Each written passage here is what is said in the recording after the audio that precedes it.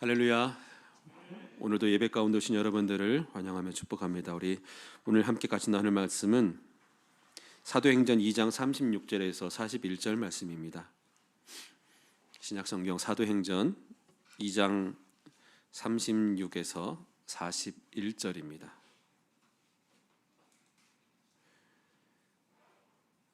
총 6절인데요. 우리 다 찾으셨으면 함께 같이 한 목소리로 전체를 봉독하겠습니다. 시작.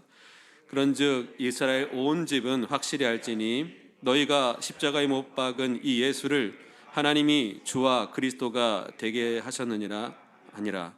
그들이 이 말을 듣고 마음에 찔려 베드로와 다른 사도들에게 물어 이르되 형제들아 우리가 어찌할꼬 하거늘 베드로가 이르되 너희가 회개하여 각각 예수 그리스도의 이름으로 세례를 받고 죄 사함을 받으라. 그리하면 성령의 선물을 받으리니 이 약속은 너희와 너희 자녀와 모든 먼데 사람 곧 주 우리 하나님이 얼마든지 부르시는 자들에게 하신 것이라 하고 또 여러 말로 확증하며 권하여 이르되 너희가 이 패역한 세대에서 구원을 받으라 하니 그 말을 받은 사람들은 세례를 받음에 그날의 신도의 수가 3,000이나 더하더라. 아멘. 오늘은 대중가요 그리고 드라마의 이야기로 문을 열겠습니다. 요즘 유행하는 그 대중가요 중에서 제 마음을 좀 무겁게 하고 아프게 하는 그런 가요가 하나 있습니다. 한 신인 가수가 만든 그 노래인데 요즘 점점 인기를 끌고 있고요. 제목이 크리스찬이라는 노래입니다. 가사를 소개할까 하다가 그 가사를 여기서 읽으면 다들 많이 언짢아지실 것 같고 저도 마음이 더 무거워질 것 같아서 그렇게 좋지 않은 마음을 넣을 필요는 없을 것 같아 이 자리에 소개하지는 않지만 내용은 위선적인 크리스찬들을 신랄하게 비판하면서 결국은 돈이 가치 있다라는 그런 노래이지만 워낙 음악적으로 완성도가 있고 뮤직비디오도 인기가 많아서 지금 젊은이들 사이에서 굉장히 인기를 막 끌고 있는 그런 노래입니다. 또 최근에 이제 드라마 가운데 넷플릭스에서 전 세계 1위를 하고 있는 드라마가 더 글로리라는 드라마인데 저도 이 드라마를 뭐 완전히 보지는 않았지만 유튜브에서 도는 짤로 그 소개 영상으로 이렇게 보게 되면 그 속에 나쁜 주인공 중에 하나가 기독교인이 나오고 그 부모님이 아버지가 목사 어머니가 사모님이신데 이들이 정말로 위선덩어리 크리스찬들이었습니다. 목사도 나중에 이제 좋지 않은 걸로 이렇게 형무소 가는 그런 내용이라고도 하던데 이런 데에 나오는 이 크리스찬들 굉장히 위선적으로 이렇게 그려지고 있는 게 전 세계 일이어서 혹이라도 그러지는 않겠지만 한국의 교회는 저런가라고 전 세계에서 볼 수도 있을지도 모르겠습니다. 이제는 이제 이런 내용들이 너무 흔하죠. 너무 흔해서 보더라도 그러려니 할 수도 있겠습니다. 여러분 가운데 혹시 영화나 드라마, 소설들을 좋아하시는 분 계십니까? 최근에 보셨거나 들었던 그런 작품 중에서 기독교인이 좋게 묘사된 것이 여러분 기억 속에 있으십니까? 제가 너무 많이 보지 않아서 그런지 몰라도 제 기억 속에 최근의 작품 가운데 선한 그리스도인이 나타나는 경우는 거의 없었던 것 같습니다. 무능력한 그리스도인까지는 나오는데 대부분은 위선적인 그리스도인으로 그려지고 있고 그 중에는 죄의 온상, 가장 드라마에서 접하기 쉬운 그리스도인은 위선적인 그리스도인, 외식하는 그리스도인이었습니다. 이런 세상 속에서 주님 어떻게 합니까? 이런 기도밖에 나오지 않는데 그러면서 떠오른 구절이 오늘 말씀 제목으로 소개한 형제들아 우리가 어찌할꼬 하나님은 우리 어떻게 해야 합니까? 이 세상 속에서 어떻게 해야 합니까? 이런 한탄 섞인 한숨 섞인 그런 고백밖에 나오지 않는데 당연히 모든 질문의 답은 성경 가운데 있기에 오늘 그래서 우리도 이 부분이 나온 이 초대교회의 모습을 다시 한번 살펴보려고 합니다. 지금 이 말씀은 성령 충만함을 받은 베드로가 설교하고 있는 내용입니다. 예수 그리스도가 죽으셨고 그 죽으신 예수 그리스도는 너희가 죽였다. 그러나 그분은 다시 살아나셨고 진정한 그리스도가 되셨다. 그리스도의 사역을 완성하셨다라고 설교하고 있습니다. 우리 36절 같이 한번 우리가 읽었던 본문 시작 같이 보겠습니다. 시작. 그런즉 이스라엘 온 집이 정령할 너희가 십자가에 못 박은 이 예수를 하나님이 주와 그리스도가 되게 하셨느니라 하니라. 아멘. 이렇게 담대하게 선포하자 어떤 일이 일어났습니까? 37절 다음 절도 보여주십시오. 시작. 그들이 말을 듣고 마음에 찔려 베드로와 다른 사도들에게 이르되 형제들아 우리가 어찌할꼬 하거늘. 형제들아 우리가 어찌할꼬 하거늘. 사람들은 이제 이 말을 듣고 마음이 찔렸습니다. 그래서 베드로와 다른 사도들에게 그러면 우리가 어떻게 하면 좋겠습니까? 라고 물었습니다. 그러면서 이제 그 뒤에 베드로가 푼 내용들입니다. 베드로가 성령 충만한 가운데 예수 그리스도시라는 것을 담대하게 선포할 때 그러자 이 설교를 듣는 그 자리에 있던 유대인들, 그 자리에 있던 사람들의 마음이 열렸습니다. 그들의 이 열린 마음 가운데 성령께서 역사하시자 그 역사하심은 마음의 찔림으로 그리고 결국은 회개로 연결이 됩니다.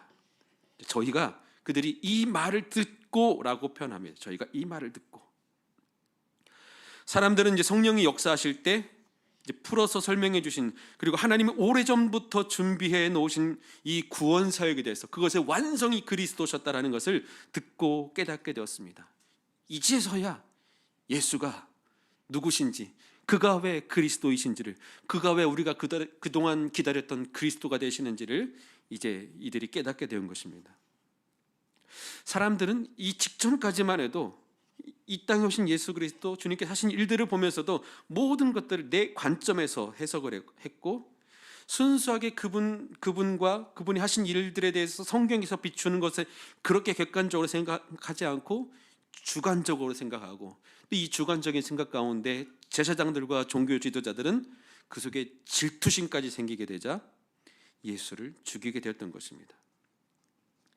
이제 그 베드로의 설교를 듣고 있던 백성들은 예루살렘에 있던 성도들 사람들은 베드로의 설교 가운데 진정으로 무엇을 잘못했는지 깨닫게 되었고 그리고 그렇게도 자신들이 무시했던 자신들의 생각대로 죽여버렸던 예수가 정말로 자신들이 그동안 기다렸던 메시아라는 것을 그제서야 깨달은 것입니다. 그러자 그들은 이제 베드로와 사도들에게 묻습니다. 그러면 형제들아 우리가 어찌할꼬? 우리 어떻게 해야 됩니까?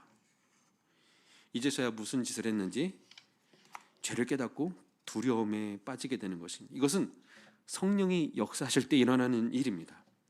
성령이 말씀하시는 이 살아있는 하나님 말씀 앞에 그 서게 되자 자신들의 죄가 어떤 것인지 깨닫게 되었고 그 속에 두려움과 함께 그러면 우리에게 답을 주십시오라고 찾게 되는 것입니다.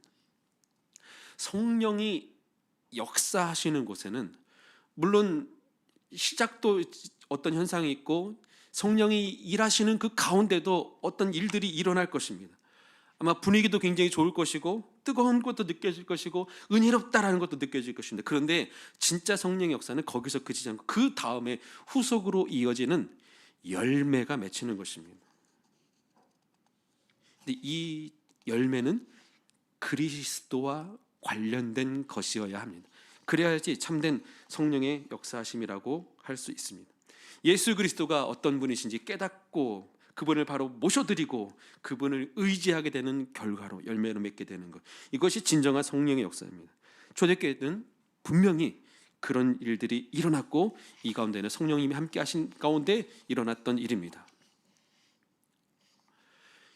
예수 그리스도께서 이 땅에 오셨을 때 하나님 아버지의 마음을 품고 아버지의 그 뜻에 순종하심으로 이루시게 된 이 놀라운 구원 사역, 그 당시에는 사람들은 이해하지 못했었지만 이제 성령이 함께 하실 때 이것이 어떤 의미인지를 그리고 그 사랑의 크고 진정한 의미를 깨닫게 되고 제자들이 먼저 깨달았고 그러고 나서 아 그렇구나 하는 건데 성령의 힘을 입어서 백성들에게 선포를 하고 이 선포함도 역시 백성들이 깨닫게 되고 아 그렇구나라고 깨달음과 동시에 이것이 그 다음에 회개의 과정으로 나타나게 된 것입니다. 이것이 회개로 나타날 수 있게 된 그 출발은 주님의 사랑으로부터 출발하셨던 것입니다. 주님이 단지 그냥 죽으셨기 때문에 된 것이 아니라 그 죽으시는 모든 과정 가운데 주님은 엄청난 사랑을 보여주셨습니다. 그리고 십자가에 달리신 그것조차도 사랑 때문에 그 나무에 달리셨던 것입니다. 심지어 주님은 십자가 현장에 있었던 그 사람들까지도 사랑하셨습니다. 채찍을 손에 든 병정들도 사랑하셨습니다. 독서를 입에 담았던 그 자리에 모여있던 그 군중들도 그 사람 한 사람 한 사람도 주님 다 사랑하셨고 침뱉고 욕했던 그 사람들에게도 구원의 기회를 허락하셨습니다. 그분의 가슴에 창을 찔렀던 로마 군인까지도 주님은 사랑하셨습니다. 결국 예수님은 이 사랑으로 온 세상을 점령했던 것입니다. 그래서 기독교는 사랑이라고 하는 것입니다. 그래서 하나님은 사랑이라고 하는 것이고 그래서 우리가 맺어야 될 열매는 사랑의 열매입니다. 혹시 창끝이라는 예전에 있었던 영화 혹시 아십니까? 1956년 에콰도르로 선교를 나갔던 T.S. 짐 엘리엇과 그 4명의 친구들, 이 5명의 순교자들의 이야기를 다룬 그 영화입니다. 그 가운데 그 주인공이 그 자리에 이제 에콰도르의 기본 베이스 캠프가 있고 이들의 선교지는 아마존 유역의 이제 와오다니 부족이라고 하는 아우카 부족이라고도 하는데요. 이 부족에게 복음을 전하기 위해서 사람이 접근할 수 없는 곳이니까 처음에는 이제 비행기로 접근하다가 물건 떨어뜨리고 나중에 이제 접근하게 되는 그런 이야기인데 그 비행기를 타고 출발하기 전에 그 주인공이 아들과 하는 대사 가운데 이런 대사가 있습니다. 분명히 이 집에는 총이 있었습니다. 그 아들이 물어봅니다. 아빠, 와우다니족이 혹시 아빠를 공격하면 이 총으로 방어를 하실 건가요? 근데 아빠가 대답하는 말이 이것입니다. 아들아, 우리는 그들에게 총을 쏠 수 없다. 왜요? 그들은 아직 천국에 들어갈 준비가 되어 있지 않다. 대신에 우리는 천국에 들어갈 준비가 되어 있잖니? 결국 이 고백을 한 그들은 이 5명의 그 당시에 정말 엘리트였던 유능한 젊은이들은 그곳에 그들을 접선하기 위해서 갔다가 결국 그들에게 이제 창에 찔려 죽게 됩니다. 그리고 나중에 이제 그 열매는 그 결과는 부인들이 다시 그 자리에 선교지로 들어가게 되고 결국 이들을 창으로 찔러 죽였던 사람 중에 한 사람이 그 창을 찔렀던 사람 중에 한 사람이 나중에 그 지역의 원주민 목사가 되는 이런 열매를 거두게 됩니다. 복음은 이런 사랑을 힘입을 때 능력이 있습니다. 복음은 사랑이라는 방법으로 전달이 될 때 상대를 감동시킬 수 있고 상대를 뒤덮을 수 있습니다. 심지어는 이단들조차도 자신들이 전하는 목적을 이루고자 사람들에게 접근할 때 사랑을 가장한 친절을 가지고 접근을 합니다. 이 친절에 사람들이 마음의 문이 열리고 굉장히 똑똑한 사람들, 서울대 박사들도 스카이에 있는 그 엘리트 대학원생들도 이단에 속속들이 넘어가고 그곳에 많은 이유가 그들이 경험해 보지 못했던 친절을 사랑이라고 해석하고 거기에 넘어갔고 그렇게 넘어간 뒤에는 그 어떤 메시지를 심어도 스펀지처럼 받아들이기 때문에 많은 사람들이 똑똑하다고 하는 사람들도 이단으로 넘어가고 있는 것입니다. 이 세상에 그 어떤 힘과 권능과 재물과 권세와 세상의 그 어떤 것을 가지고서 세상을 정복할 수는 없습니다. 잠깐 정복한 것 같다 할지라도 그것은 한시적입니다. 기독교 입장에서는 기독교가 사랑이 빠지게 되면 이것처럼 위험한 것이 없습니다. 사랑이 없는 기독교는 유독 더 타락했었던 과거를 가지고 있습니다. 가장 대표적으로 지금 유대인들이 생각하는 기독교, 우리는 지금 현재 유대인들하고 우리는 굉장히 친한 존재라고 여기고 있지만 지금 이스라엘 땅에 살고 있는 정통 유대인들은 기독교를 굉장히 적대시하고 있습니다. 이스라엘에 있는 그 유대인들 중에서도 두 가지 부류가 있습니다. 좀 개방적인 생각을 갖고 있는 분들, 아주 보수적인, 오늘도 구약 시대에 살고 있는 그들이 있습니다. 이들에게 어떤 한 설문조사를 했었다고 합니다. 유대교에게 이슬람교와 기독교 중에서 어느 종교가 더 이 유대교와 가까운가 하는 질문에 개방적인 사고를 갖고 있는 유대인들에게는 54%가 기독교라고 했지만 보수적인 유대인들은 83%가 이슬람교라고 대답했습니다. 그러면서 이 질문을 할 때 어디 감히 기독교를 유대교에다가 비교하느냐라고 따지는 사람들도 있었다고 합니다. 1948년 현재 이스라엘을 건국한 이후로 지금까지 60여 년 동안 단 하루도 쉬지 않고 이슬람권이랑 분쟁과 전투를 하고 있는 유대인들이, 우리가 말하는 기독교, 개신교 포함 천주교도 마찬가지고요, 이 기독교보다 오히려 더 이슬람이 자기들과 더 유사한 종교라고 생각할 정도면 그들이 생각하는 기독교는 얼마나 마음에서 멀을까. 또 다른 이제 두 번째 질문이 있었는데, 그러면 이스라엘에도 기독교가 있는데, 기독교인들이 있는데 이스라엘 안에 있는 기독교인들에게 신앙의 자유를 자유롭게 허용할 수 있을까라는 좀 이상한 설문조사지만 이 질문에 개방적인 유대인들은 71%가 상관없다고 하는 반면에 정통파 유대인들은 68%가 절대로 용납할 수 없다. 이들에게는 이슬람 지역에서 신앙생활하는 기독교인과 정통 유대인들이 살고 있는 그 지역에 있는 기독교인들과 동일한 거의 유사한 어려움을 겪고 있다고 그렇게 선교사들이 보고를 하고 있습니다. 여러 가지 이유가 있겠지만 시간 관계상 다 소개는 하지 못하지만 가장 대표적으로 유대인들이 기독교를 이렇게 안 좋게 생각하는 두 가지 큰 사건이 있습니다. 이것은 세계 역사에서도 아주 중요한 사건입니다. 첫 번째는 십자군 전쟁입니다. 이 십자군 전쟁 당시 십자군이 예루살렘에 도착해서 십자가 표시가 그려진 깃발과 방패를 앞세운 십자군들이 예루살렘에 들어오자마자 그 땅에서 자리 잡고 있는 모슬렘들을, 이슬람을 쫓아내는 일이 아니라 거기 살고 있는 유대인들을 회당 안에 몰아넣고 부르질러서 그들을 태워 죽이는 이런 사건 외에 수많은 박해를 했습니다. 그들의 명분은 그랬습니다. 유대인들은 예수님이 태어나고 사역하시고 예수님이 돌아가신 이 예루살렘 땅에 아직도 예수님을 십자가에 못 박아 죽인 그들이 존재하는 것은 용납할 수 없다라는 이유였습니다. 그래서 정확한 통계는 아니겠지만 이 당시 예루살렘의 유대인들의 숫자는 예루살렘 안에 5만 명 정도가 유대인들이 있었는데 이 5만 명 중에 4만 명이 살해를 당했다고 합니다. 그 뒤에 가장 두 번째 중요한 사건이 2차 대전입니다.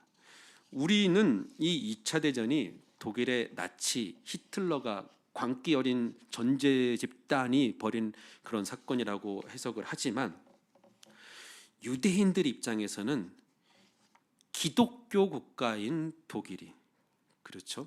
독일은 기독교 국가였죠. 분명히 종교 개혁이 일어났었던 기독교 국가였었던 독일이 십자가 문양을 앞세워 그 나치 그 문양이 변형된 십자가의 모양이라는 사실.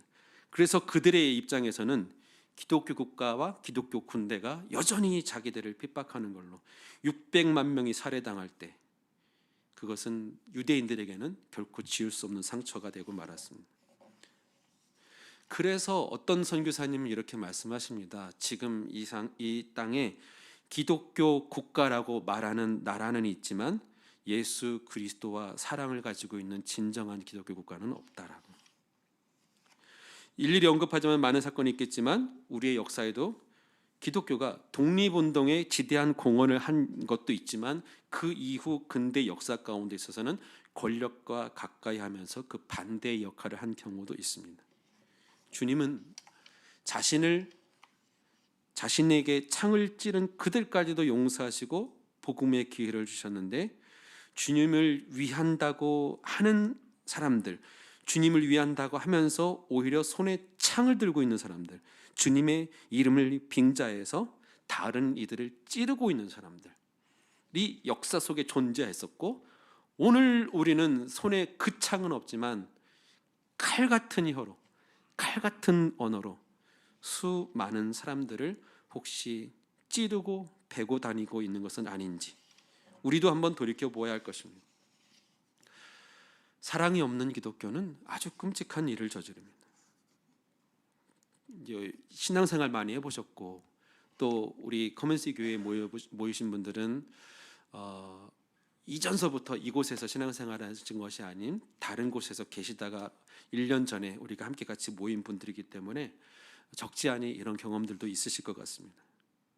교회 일을 열심히 하는데 사랑이 없는 이 가운데 얼마나 아픈 상처를 만들어내고 좋지 않은 열매를 맺게 되는지.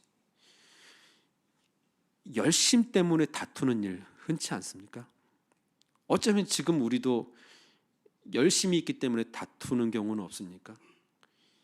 가만히 놓고 보면 둘 다 악하지 않습니다. 둘 다 열심히 있습니다. 그런데 둘 다 주님의 일을 한다고 하면서, 주님을 위한다고 하면서 의견이 달라서 그걸로 분열되고 싸우고 상처 주고 하는 일들이, 이 열심이 있을 때, 사랑이 없는 열심만 있을 때 그 열심에 반대되는 생각을 갖고 있는 사람들은 용납이 되지 않는, 효율적인 일을 하기 위해서, 그 성과를 내기 위해서 일의 능률이 떨어지는 사람을 소외시켜버리는, 일을 위해서 사람을 배제하는 일이 교회에서는 없습니까? 다수를 위해서 소수를 희생시켜버리는 일. 그럴 때 누군가 상처 입고 떠나게 되고, 그런 모습을 우리는 무감각하지만 주님은 가슴 아파하시면서 차라리 목에 연자 맷돌을 메고 바다에 빠져야 될 그런 일들이 우리들 가운데 일어나고 있는 것을 주님은 안타까워하실 것입니다. 코로나 이후에 참 많은 세상이 변했습니다.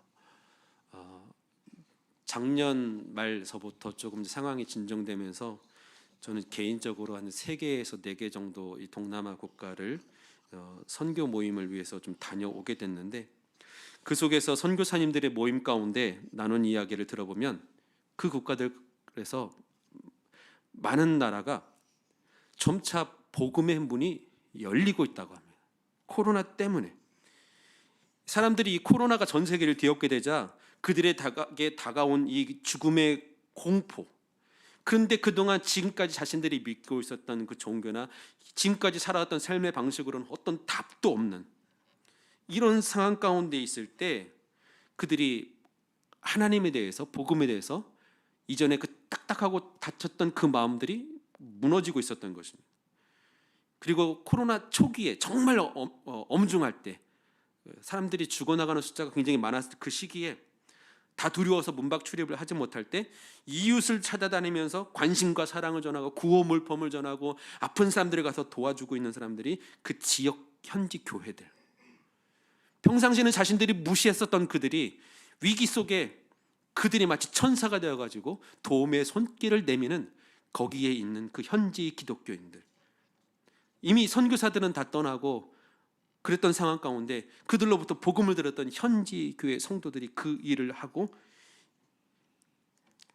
이런 열매로, 이 결과로 사람들의 마음은 점점 열리게 되었고, 지금은 복음을 전하면 옛날보다 훨씬 더 잘 받아들인다고, 이제는 복음에 심하게 거부하는 사람들이 별로 없다라고 미얀마에서도 얘기 들었고 태국에서도 얘기를 들었습니다. 그리고 그 자리에 모였던 다른 선교사님들에게도 그 얘기를 들었습니다. 그런데 우리는 코로나 이후로 그들과는 반대가 되고 한국 땅에서의 복음의 문은 점점 닫히게 되고, 최근 들어서도 계속 이슈가 되고 있는, 여전히 이슈가 되고 있는 이제 기독교 계열의 이단들. 우리에게는 그들은 이단이 분명하지만 세상 사람들의 눈에는 기독교 계열이기 때문에 비슷한 도매금으로 받아들여져 가지고 점점 더 이 세상에서, 한국 사회에서 교회는 그런 집단, 그리고 우리가 접근하려고 할 때 그들의 마음은 굉장히 견고하게 닫혀 있는 것을 볼 수가 있게 됩니다. 이럴 때 그래서 또 한 번 질문합니다. 그러면 우리는 어떻게 합니까? 무엇라고 변론을 해야지 그들이 돌아올까요? 마음이 열릴까요? 기독교는 그렇지 않다라고 우리 뭐 다시 십자가 들고 사랑 하트 그림을 그려가지고 촛불 시위를 해야 되겠습니까? 초기에 기독교에 대해서 마음의 문을 열지 않았던 유대인들은 가장 크게는 사랑으로 희생당하시고 죽으신 예수님으로 말미암아, 그리고 더 나아가서는 그 예수님의 사랑을 본받은 제자들이 동일하게 예수님처럼 십자가를 위한 삶을 살아냈었던 그들로 말미암아 로마는 정복됐습니다. 요한복음 15장 13절 말씀 우리 같이 한번 좀 찾아볼까요? 요한복음 15장 13절 시작. 사람이 친구를 위하여 자기 목숨을 버리면 이에서 더 큰 사랑이. 주님 분명히 말씀하셨습니다. 친구를 위해서 자기의 목숨을 버리는 것보다 더 큰 사랑은 없다라고 말씀하신 주님이 먼저 그러셨습니다. 우리를 위해 십자가에 죽으셨습니다. 십자가의 사랑은 어느 찬양의 가사에 있는 것처럼 희생과 자기 포기와 섬김입니다. 기득권이 아닙니다. 권력이 아닙니다. 집단주의도 아니고 진영을 구축해서 상대 진영을 무너뜨리는 이런 원리는 복음의 원리 가운데 없습니다. 경쟁하지도 않습니다. 성경에서 그런 방법으로 성공했다라는 내용이 없습니다. 우리의 욕심과 의지를 결코 따르기 쉽지 않은 것이지만 예수님의 영이신 성령께서 우리 안에 임하실 때, 주님이 그 길을 가실 수 있도록 옆에서 도우셨던 그 성령님, 주님을 닮아서 역시 그 십자가의 길을 따라가게 제자들을 도우셨던 그 성령님, 흑사병이 난무하던 그 유럽 사회 가운데서 그들에게 가난한 사람, 병 걸린 사람에게 찾아가서 그들의 시체를 닦아주고 물을 떠다주는 일을 감당했었던 그 당시에 이름 없는 수많은 그리스도인들, 그들에게 역사하셨던 그 성령님이 동일하게 오늘 우리에게 역사하시면 우리도 그런 삶을 조금이라도 닮아갈 수 있지 않을까요? 나는 너무 부족하고 내 마음은 너무 완악하고 나는 게으르고 이기주의적이고 그래서 그런 삶을 살 수 없고, 난 그런 정도의 삶은 난 주일날 예배 나오는 정도까지는 할 수 있지만 그렇게 좀 적극적인 그리스도인의 실천하는 이런 모습은 살 수 없을 것 같은 나라도 주님은 변화시킬 수 있습니다. 에스겔서 36장 26절 말씀 같이 한번 보겠습니다. 시작.